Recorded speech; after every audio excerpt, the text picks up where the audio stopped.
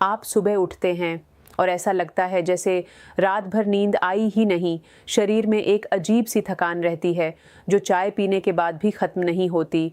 बाल लगातार झड़ रहे हैं। मूड बिना किसी वजह के ख़राब रहता है। हड्डियों में हल्का हल्का दर्द बना रहता है और कभी कभी तो इतनी कमज़ोरी महसूस होती है कि सीढ़ियाँ चढ़ना भी भारी लगने लगता है। आप सोचते हैं शायद स्ट्रेस है, शायद नींद पूरी नहीं हुई, शायद मौसम बदल रहा है, लेकिन असल सच्चाई कुछ और ही है।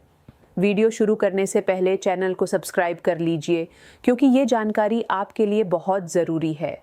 आपकी बॉडी आपको बार बार सिग्नल दे रही है, लेकिन आप हर बार उसे नज़रअंदाज कर देते हैं। हमारे आसपास इस वक्त एक खामोश हेल्थ क्राइसिस चल रहा है। करीब 90% लोगों में विटामिन डी की कमी है और 75% लोगों में विटामिन बी12 खतरनाक स्तर तक कम है। और सबसे डराने वाली बात यह है कि ज़्यादातर लोगों को यह पता ही नहीं होता कि वे इस कमी से जूझ रहे हैं। लोग सोचते हैं कि थकान होना नॉर्मल है, बाल झड़ना नॉर्मल है, चिड़चिड़ापन नॉर्मल है, लेकिन सच ये है कि इनमें से कुछ भी नॉर्मल नहीं है। ज़रा सोचिए, हमारा यह इलाका ऐसा है जहां साल में लगभग 300 दिन धूप निकलती है, फिर भी यहाँ के लोगों की हड्डियाँ अंदर से कमज़ोर हो रही हैं। ये कैसा विरोधाभास है। और B12 वह विटामिन जो आपके दिमाग को चलाता है, नसों को एक्टिव रखता है, खून बनाता है, उसकी कमी इतनी आम हो चुकी है कि रिसर्चर्स इसे साइलेंट एपिडेमिक कह रहे हैं। साइलेंट इसलिए क्योंकि यह शरीर को अंदर से धीरे धीरे खोखला करता रहता है और आपको भनक तक नहीं लगती। लेकिन आज मैं आपको सिर्फ डराने नहीं आई हूँ, मैं आपको एक ऐसी छोटी सी आदत बताने वाली हूँ जो सुनने में बहुत साधारण लगेगी, बस 1 मिनट की आदत, लेकिन इसने लाखों लोगों की ज़िंदगी में बदलाव लाया है। एनर्जी, मूड, स्किन, बाल, हड्डियाँ, सब कुछ। लेकिन उस आदत तक पहुंचने से पहले कुछ ज़रूरी बातें समझना बहुत ज़रूरी है, वरना वह आदत भी असर नहीं करेगी। तो चलिए सबसे पहले बात करते हैं विटामिन डी की। और यहीं पर एक ऐसी बात सामने आती है जो शायद आपने पहले कभी नहीं सुनी होगी। आपको हमेशा बताया जाता है कि सुबह की धूप लो, सब ठीक हो जाएगा, लेकिन ये पूरी सच्चाई नहीं है। विटामिन डी बनाने के लिए आपकी स्किन को यूवीबी रेज़ की ज़रूरत होती है और ये रेज़ सबसे ज़्यादा दोपहर 11 बजे से 2 बजे के बीच मिलती है। सुबह की धूप अच्छी ज़रूर लगती है, मूड भी फ्रेश कर देती है, लेकिन उससे उतना विटामिन डी नहीं बनता जितना आप सोचते हैं। और एक और बहुत अहम बात जो बहुत कम लोग जानते हैं, हम साउथ एशियन लोगों की स्किन में मेलेनिन ज़्यादा होता है। ये मेलेनिन हमें सनबर्न से तो बचाता है, लेकिन साथ ही विटामिन डी बनने की प्रक्रिया को भी धीमा कर देता है। मतलब जहाँ एक गोरे व्यक्ति को 15 मिनट की धूप काफ़ी होती है, वहीं हमें 2 से 3 गुना ज़्यादा समय धूप में बिताना पड़ता है। और यहाँ एक और बड़ी गलती होती है, हम जब भी धूप में जाते हैं तो पूरा शरीर ढक लेते हैं, सनस्क्रीन लगा लेते हैं और फिर सोचते हैं कि विटामिन डी बन रहा होगा, लेकिन ऐसा नहीं होता। विटामिन डी बनने के लिए आपकी कम से कम 35-40% स्किन खुली होनी चाहिए, और वह भी बिना सनस्क्रीन के डायरेक्ट धूप में। अब ज़रा सोचिए, आप में से कितने लोग ऐसा करते हैं? शायद बहुत कम। और यही वजह है कि सिर्फ धूप में निकलना काफ़ी नहीं है, बल्कि सही समय पर सही तरीके से धूप लेना ज़रूरी है। दोपहर 11 बजे से 2 बजे के बीच, हफ्ते में 4-5 दिन, करीब 25 से 45 मिनट। और इस दौरान अपने बाजू, टांगे और चेहरा खुला रखिए, सनस्क्रीन मत लगाइए। बस यही एक छोटी सी आदत आपकी सेहत में बड़ा बदलाव ला सकती है। सुनने में यह बहुत आसान लगता है, लेकिन ज़रा ईमानदारी से सोचिए, आप में से कितने लोग इसे रोज़ फॉलो करते हैं? शायद 1% भी नहीं। और यही वह गैप है जहाँ से सारी समस्याएं शुरू होती हैं। अब अगर आपको लग रहा है कि दोपहर के समय बाहर बैठना मुश्किल है, ऑफिस है, काम है, टाइम नहीं मिलता, तो रुकिए। खाने की चीज़ों से भी विटामिन डी पाया जा सकता है, और वो भी ऐसे सोर्सेज से जिनके बारे में ज़्यादातर लोगों को पता ही नहीं होता। अंडे की जर्दी यानी एग यॉक विटामिन डी का बहुत अच्छा सोर्स है। आप रोज़ 3-4 अंडे पूरे खाइए जर्दी के साथ। बहुत से लोग कोलेस्ट्रॉल के डर से जर्दी निकाल कर फेंक देते हैं, लेकिन ये एक बहुत बड़ी गलती है। लेकिन अगर आप अंडे नहीं खाते तो मशरूम आपके लिए एक बेहतरीन ऑप्शन है।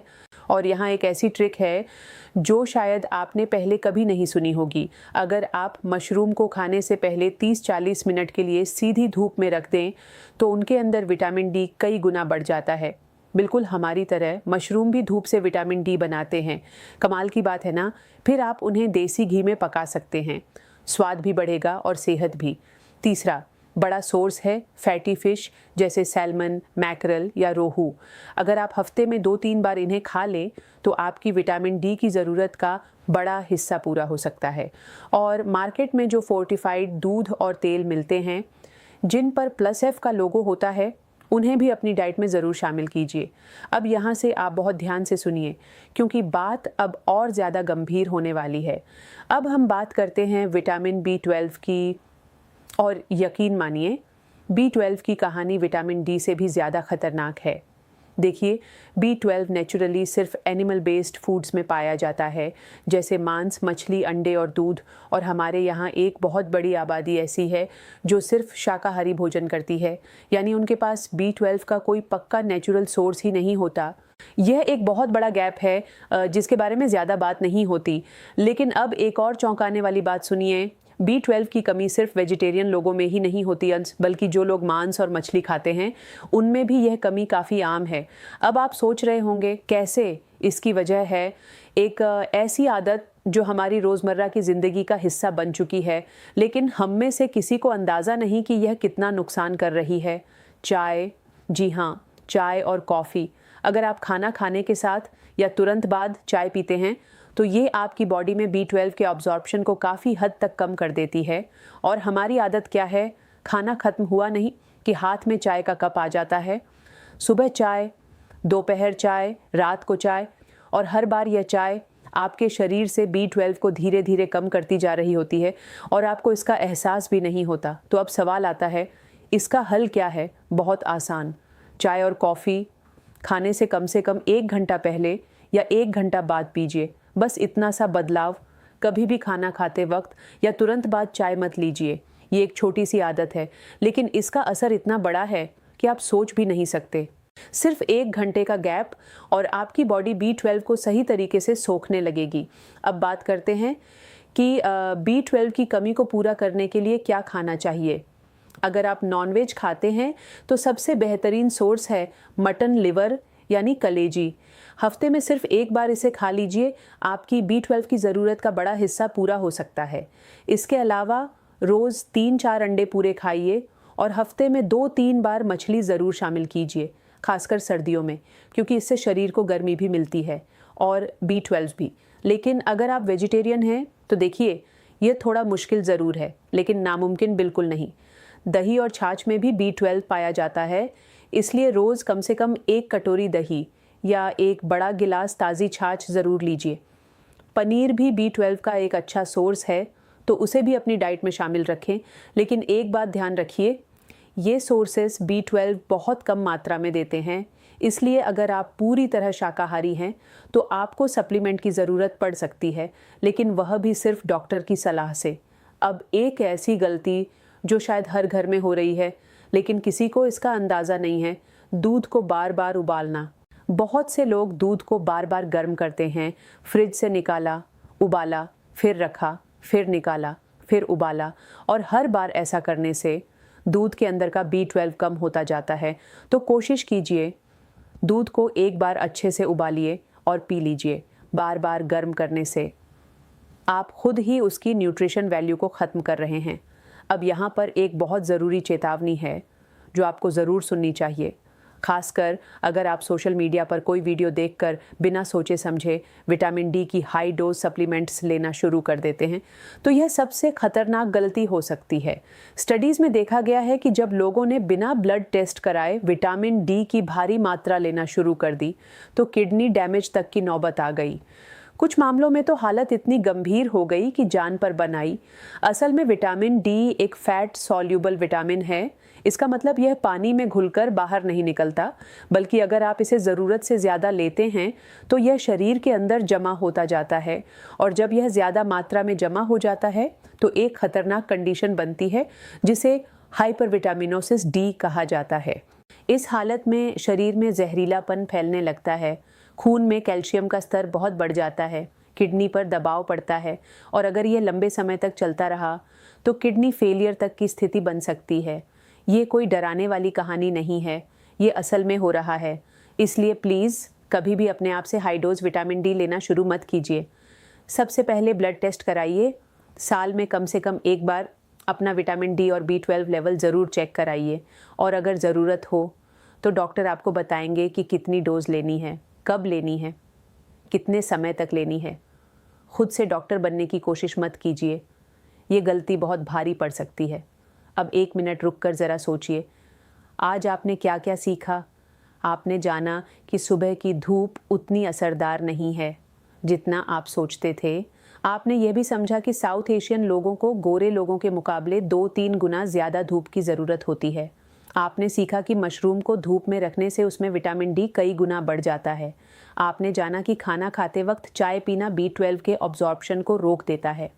और आपने यह भी समझा कि दूध को बार बार उबालना उसके अंदर मौजूद B12 को धीरे धीरे ख़त्म कर देता है। ये सारी बातें शायद आपको पहले किसी ने इतनी साफ तरीके से नहीं बताई होंगी। और सबसे ज़रूरी बात, वो 1 मिनट की आदत जिसका ज़िक्र मैंने शुरुआत में किया था, वो कोई जादुई ट्रिक नहीं है। वो बस ये है कि आप रोज़ 1 मिनट अपने लिए निकालें, अपनी सेहत के बारे में सोचें। बस 1 मिनट यह देखने के लिए कि आज आपने कितनी धूप ली, क्या खाया, चाय कब पी और दूध कैसे गर्म किया। सिर्फ 1 मिनट, लेकिन यही 1 मिनट आपकी ज़िंदगी के 20-30 साल तक बदल सकता है। क्योंकि विटामिन डी और B12 की कमी कोई छोटी बात नहीं है। ये धीरे धीरे आपकी हड्डियों को कमज़ोर कर रही है, आपके दिमाग को सुस्त बना रही है, आपके खून को कम कर रही है और आपको अंदर से खोखला बना रही है। इसलिए इसे हल्के में मत लीजिए। आज से, अभी से अपनी सेहत को सीरियसली लेना शुरू कीजिए, क्योंकि अगर आपने खुद का ख्याल नहीं रखा तो कोई और भी नहीं रख पाएगा। अब मैं आपसे एक दिल से गुजारिश करना चाहती हूँ, अगर आज की इस वीडियो ने आपको कुछ नया सिखाया, अगर एक भी ऐसी बात थी जो आप पहले नहीं जानते थे, तो इस वीडियो को लाइक ज़रूर कीजिए, क्योंकि आपका एक लाइक इस जानकारी को और लोगों तक पहुँचा सकता है। इसे शेयर कीजिए, हो सकता है आपके एक शेयर से किसी की ज़िंदगी सच में बदल जाए। और चैनल को सब्सक्राइब करना बिल्कुल मत भूलिए, ताकि आगे भी ऐसी ज़रूरी और काम की हेल्थ जानकारी आप तक सबसे पहले पहुंचती रहे। अपना ख्याल रखिए, अपनों का भी ख्याल रखिए, खुश रहिए, मुस्कुराते रहिए और रोज़ कुछ नया सीखते रहिए, ताकि आप हमेशा सेहतमंद और मजबूत बने रहें।